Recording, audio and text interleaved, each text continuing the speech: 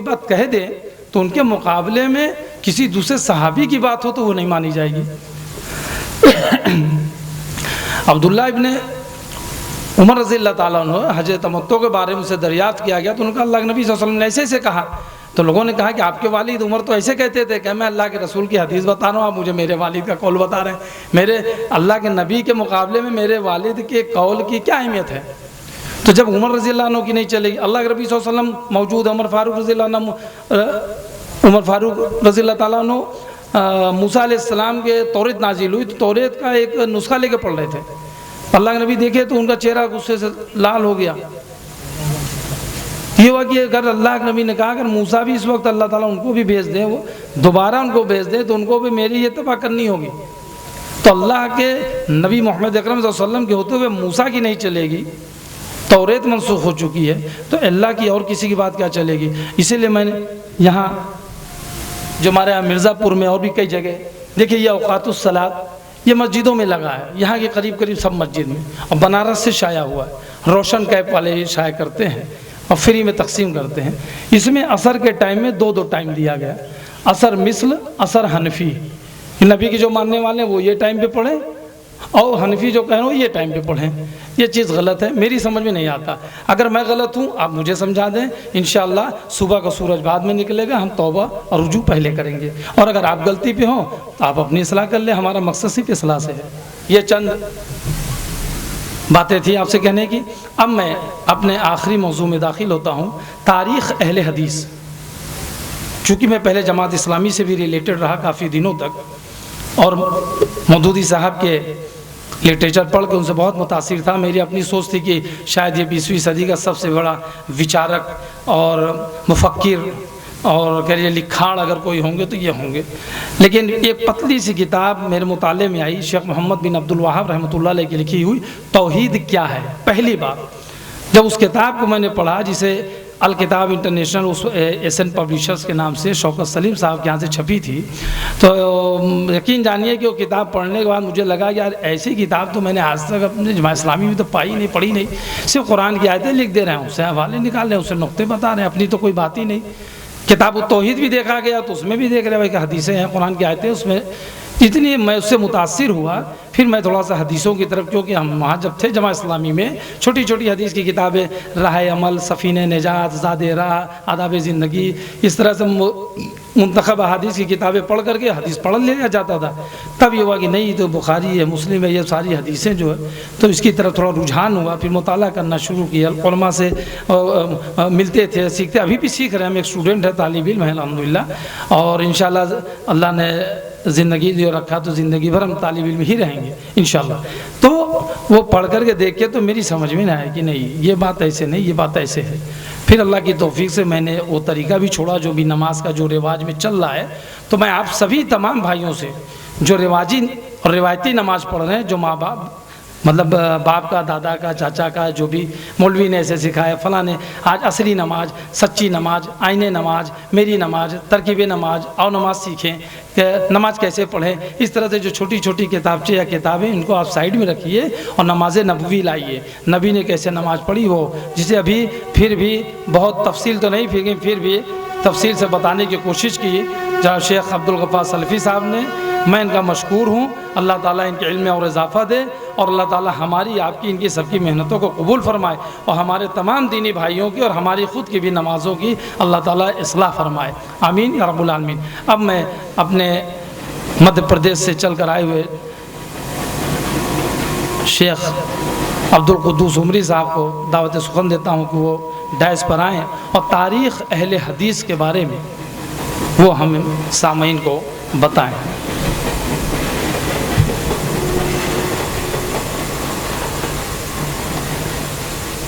رحمۃ اللہ وبرکاتہ۔ الحمد للہ الذی فضل اہل الحدیث بالکتاب والسنہ تفضیلا کثیرا، والصلاة والسلام علی نبیہ صلاۃ وسلاما کثیرا، اما بعد، اعوذ باللہ من الشیطان الرجیم، بسم اللہ الرحمن الرحیم۔ کم من فئۃ قلیلۃ غلبت فئۃ کثیرۃ وقد قال النبی صلی اللہ علیہ وسلم لا تزال طائفة من امتی منصورین علی الحق لا یضرهم من خالفهم حتی یاتی امر اللہ۔ قابل صد احترام صدر مجلس شیخ محمود الحسن صاحب فیضی، محترم جناب محمد خورشید محمدی صاحب، اور علماء کرام، معزز سامعین، اور ہماری پردہ نشین ماں اور بہنوں، الحمدللہ ابھی ہم نے دو انتہائی اہم عنوان پر علماء کرام کو سنا، مستفید ہوئے اور ہم نے جان لیا کہ ہمیں کیسی نماز پڑھنا ہے اور ہماری نماز کیسی پڑھی جانی ہے، یہ سب ہم نے سیکھا۔ اب میں آپ کو یہ بتاؤں کہ جو نماز کتاب و سنت کی روشنی میں آپ کے سامنے بتائی گئی ہے، احادیث کے حوالے سے، وہ نماز الحمدللہ ثم الحمدللہ اہل حدیثوں کے پاس، اور اہل حدیث کی خصوصیت ہی یہ ہے کہ وہ کتاب و سنت کے مل جانے کے بعد سر تسلیم خم کر دیتے ہیں، یہ ان کا ترے امتیاز۔ آج بہت ہی اختصار کے ساتھ وقت کی قلت کے باعث میں تاریخ اہل حدیث بیان کرنے کی سعادت حاصل کر رہا ہوں۔ یہ لفظ اہل حدیث دو لفظ سے مرکب ہے، اہل اور حدیث، یعنی قرآن اور حدیث والے۔ سوال یہ پیدا ہوتا ہے کہ اللہ رب العالمین نے مسلمانوں کا نام مسلمان رکھا ہے، جیسا کہ سورہ حج کے اندر فرمان ہے الہی ہے، ہوا سماکم المسلمین، کہ اللہ رب العالمین نے تمہارا نام مسلمان رکھا ہے۔ پھر یہ اہل حدیث نام کیسے؟ اس کے جواز کے لیے دلائل کیا ہیں، ثبوت کیا ہیں کتاب و سنت سے؟ اور یہ اعتراض ہمارے معاشرے میں، ہمارے سماج میں بعض روشن خیال کرتے بھی رہتے ہیں۔ تو میں آپ کو بتاؤں، بلا شک و شبہ ہمارا ذاتی نام مسلمان ہے، اور یہ اہل حدیث یہ ہمارا شناختی نام ہے، تعارفی نام ہے، یہ ہمارا پہچان کے لیے ہے، اور اس کے جواز کے لیے ایک نئی 10 دلائل 20 دلائل پیش کیے جا سکتے ہیں۔ جیسا کہ ہم اور آپ دیکھتے ہیں کہ اللہ رب العالمین کا ذاتی نام صرف ایک ہے، اور وہ ہے اللہ، لیکن اس کے صفاتی نام بہت سے ہیں۔ خود اللہ رب العالمین فرماتا ہے وَلَهُ الْأَسْمَاءُ الْحُسْنَى، کہ اللہ کے بہت سے اچھے نام ہیں، اسماء حسنہ ہے۔ اور وہ اسماء حسنہ کیا ہیں؟ یہ اللہ رب العالمین کی صفات ہیں، وہ صفاتی نام ہیں، جیسے رحمان ہے، رحیم ہے، غفار ہے، قہار ہے، جبار ہے، یہ سب صفاتی نام ہیں۔ تو معلوم ہوا کہ ذاتی نام کے ساتھ ساتھ صفاتی نام ہو سکتے ہیں۔ ایسے ہی جب آپ قرآن کو دیکھیں گے تو قرآن مقدس کے 4-5 اصلی نام ہیں۔ الکتاب، الف لام میم ذالک الکتاب، الفرقان، تبارک الذی نزل الفرقان، القرآن ہے، لو انزلنا ھذا القرآن، الذکر ہے، وَإِنَّا نَحْنُ نَزَّلْنَا الذِّكْرَ، تو یہ خاص نام ہے۔ اس کے علاوہ قرآن مقدس کے بھی بہت سے نام ہیں، کہیں خدا ہے، کہیں حق ہے، کہیں حدیث ہے، کئی ایک نام ہے۔ تو قرآن کے بھی بہت سے نام ہیں۔ ایسے ہی جب آپ دیکھیں گے ہمارے پیارے رسول صلی اللہ علیہ وسلم کے نام، تو ہمارے رسول کا پیدائشی نام ہے محمد، وما محمد الا رسول، یا وما کان محمد ابا احد من رجالکم، یا محمد الرسول اللہ۔ قرآن کے اندر یہ نام اللہ کے رسول کا محمد، ایک اور نام آپ کا واسمہ احمد، یہ دو آپ کے پیدائشی نام ہے، ذاتی نام۔ لیکن صفاتی نام اگر آپ قرآن میں اور احادیث میں تلاش کریں، بہت سے ملیں گے اللہ کے رسول صلی اللہ علیہ وسلم کے نام، اور اللہ کے رسول صلی اللہ علیہ وسلم خود فرماتے ہیں وَلِيَ خَمْسَةُ أَسْمَاء، ہمارے 5 نام، محمد، احمد، حاشر، عاقب، ماہی، یہ ہمارے رسول کا فرمان ہے۔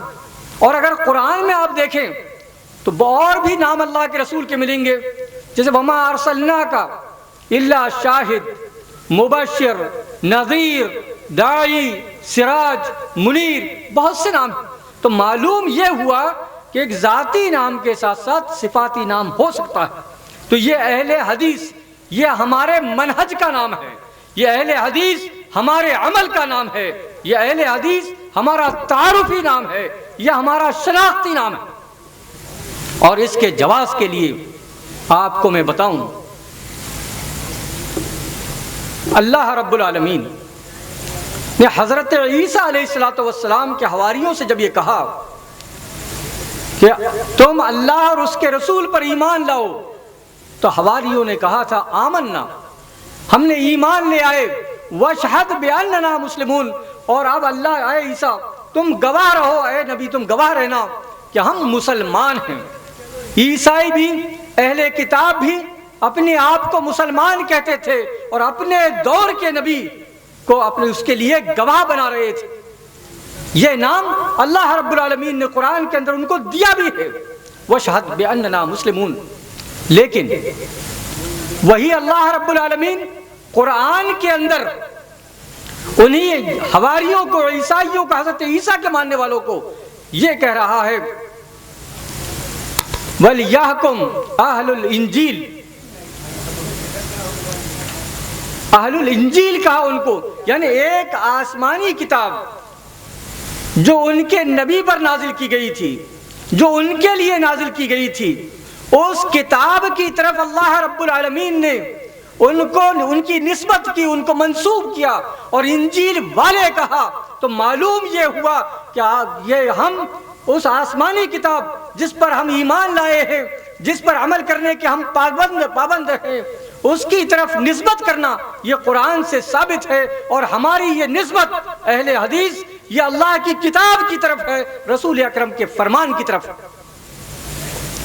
جیسا کہ اللہ رب العالمین نے قرآن مقدس میں خود قرآن مقدس کو 10 سے زائد مقام پر حدیث کا نام دیا ہے، وَمَنْ أَحْسَنُ یعنی فَبِأَيِّ حَدِيثٍ بَعْدَهُ يُؤْمِنُونَ لَعَلَّكَ بَاخِعٌ نَفْسَكَ عَلَىٰ آثَارِهِمْ إِن لَّمْ يُؤْمِنُوا بِهَٰذَا الْحَدِيثِ أَسَفًا وَمَنْ أَحْسَنُ مِنَ اللَّهِ حَدِيثًا۔ بہت سی جگہ قرآن کو اللہ رب العالمین نے حدیث کہا ہے، تو معلوم ہوا کہ قرآن کا ایک نام حدیث، اور ہمارے پیارے رسول صلی اللہ علیہ وسلم کے قول کو، آپ کے فعل کو، آپ کی تقریر کو بھی حدیث کہا جاتا ہے، اور یہ نام ہمارے رسول کے قول کو اور کلام کو حدیث، یہ نام بھی اللہ رب العالمین نے دیا ہے قرآن کے اندر۔ وَإِذْ أَسَرَّ النَّبِيُّ إِلَىٰ بَعْضِ أَزْوَاجِهِ حَدِيثًا، اللہ کے رسول کے قول کو حدیث نام اللہ رب العالمین نے دیا ہے۔ تو معلوم یہ ہوا کہ یہ حدیث، اور اللہ کے رسول صلی اللہ علیہ وسلم نے خود بھی اپنے قول کو، اپنے عمل کو حدیث کہا ہے۔ فرمایا نظر اللہ امرأ سمع منا حدیثا فحفظه فیبلغه، کہ اللہ رب العالمین اس آدمی کے چہرے کو، اس آدمی کو ہمیشہ تر و تازہ رکھے، خوش اور خرم رکھے، جس نے ہماری حدیث کو سنا۔ یہ رسول اکرم صلی اللہ علیہ وسلم فرما رہے ہیں، حدیث کو سنا، اس کو ضبط ذہن کیا اور اس کو دوسروں تک پہنچایا، اللہ کے رسول نے اس کے لیے دعا کی۔ تو معلوم یہ ہوا کہ حدیث یہ قرآن کا نام ہے، حدیث رسول کے فرمان کا نام ہے، اور اہل حدیث کا معنی یہ ہوا جو قرآن اور حدیث والے ہیں۔ تو یہ نسبت جائز ہے قرآن کی روح سے، جائز ہے ہمارے رسول کے فرمان کے روح سے۔ اب آئیے، آج اہل حدیث کو نو مولود فرقہ کہتے ہیں۔ اہل حدیث کو انگریز کے دور کی پیداوار کہا جاتا ہے، اس کو نیا گروہ قرار دیا جاتا ہے، یا اس کی نسبت محمد بن عبد الوہاب نجدی سے کی جاتی ہے اور اس کی ابتدا بتائی جاتی ہے۔ لیکن میں آپ کو بتاؤں کہ یہ واحد جماعت ہے، یہ واحد گروہ ہے اسلام کے نام پر، جس کی ابتدائے اسلام سے ہے، جس کی تاریخ اتنی ہی قدیم ہے جتنی کہ اسلام کی۔ یہ اسلام کے اول دن سے یہ وجود میں آیا ہوا گروہ ہے، اور مسلسل متواتر اس دور سے آج تک، اور فل گارنٹی اور پورے اعتماد اور یقین کے ساتھ کہتا ہوں کتاب و سنت کی روشنی میں کہ صبح قیامت تک یہ پوری آن بان اور شان کے ساتھ قائم رہنا ہے، اسے باقی رہنا ہے۔ یہی وجہ ہے کہ اللہ کے رسول صلی اللہ علیہ وسلم نے فرمایا چند الفاظ کی تبدیلی کے ساتھ، بخاری میں، مسلم میں، ترمذی میں اور بھی سنن ابن ماجہ کے اندر روایت موجود ہے۔ میں ترمذی شریف کی روایت آپ کے سامنے پڑھتا ہوں۔ اللہ کے رسول صلی اللہ علیہ وسلم نے فرمایا لا تزال طائفة من امتی علی الحق منصورین لا یضرهم من خالفهم حتی یاتی امر اللہ۔ یہ حدیث اتنی جامع ہے کہ اگر اس حدیث کو سمجھ لے آدمی تو میں سمجھتا ہوں کہ دنیا کے اندر سے گروہ بندی ہمارے مابین، آج جو گروہ بندی ہے، جو فرقہ بندی ہے، اور آج جو مختلف گروہ، مختلف فرقے، مختلف تنظیمیں، مختلف مومنٹس، مختلف آرگنائزیشنز یہ دعویٰ کرتے ہیں کہ کل حزب بما لدیہ فرحون، کہ ہم ہی حق پر ہیں اور اس پر خوش ہیں۔ فیصلہ ہو جائے گا کون حق پر ہے، کون قدیم ہے، کون ناجی ہے، یہ کون اللہ کے رسول کی طرف سے یعنی متعین کردہ۔ یہ سارے مسائل صرف ایک روایت سے واضح ہو جاتے ہیں، اور بغیر کسی تعویل کے، بغیر کسی داؤں پیچ کے، بالکل واضح الفاظ میں۔ جیسا کہ اللہ کے رسول صلی اللہ علیہ وسلم نے فرمایا لا تزال طائفتم، یہاں الحمدللہ ہمارے مابین علماء کرام کی ایک ٹیم موجود ہے آج، اور میں ان کے سامنے کہہ رہا ہوں کہ لا تزالو کا مفاد دیکھیے، جو اس حدیث کا پہلا لفظ جس سے آپ فیصلہ کر سکتے ہیں کہ یہ کون سی جماعت ہے جو ہمیشہ رہے گی، اور مخالفین کی مخالفتیں اس کو کوئی نقصان نہیں پہنچا سکتی، اور اللہ رب العالمین کی مدد اس کے ساتھ رہے گی اور وہ حق پر قائم رہے گی۔ وہ کون سی جماعت، اس کا تعارف، اس کی نشاندہی، اس کی پہچان بھی اسی حدیث کے اندر موجود ہے اور واضح لفظوں میں موجود ہے۔ لا تزالو کے معنی ہوتے ہیں کہ ہمیشہ، یعنی کنٹینیوڈ، متواتر، ایک ایسی چیز جو ہمیشہ رہے، بیچ میں کہیں اس میں انقطاع نہ ہو، کٹ نہ ہو، اس میں گیپ نہ ہو، اس وقت عربی زبان میں یہ لفظ استعمال ہوتا ہے لا تزالو۔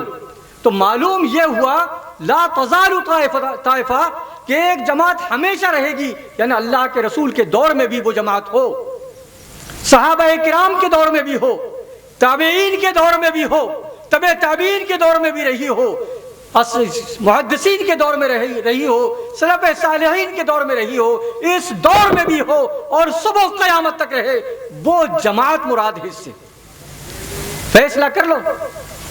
آج جو مختلف گروہ اسلام کے نام پر ہمارے سامنے ہیں، یہ کب وجود میں آئے؟ یہ تانا ہم کو دیتے ہیں، قصوروار کون ہے خود فیصلہ کریں۔ آج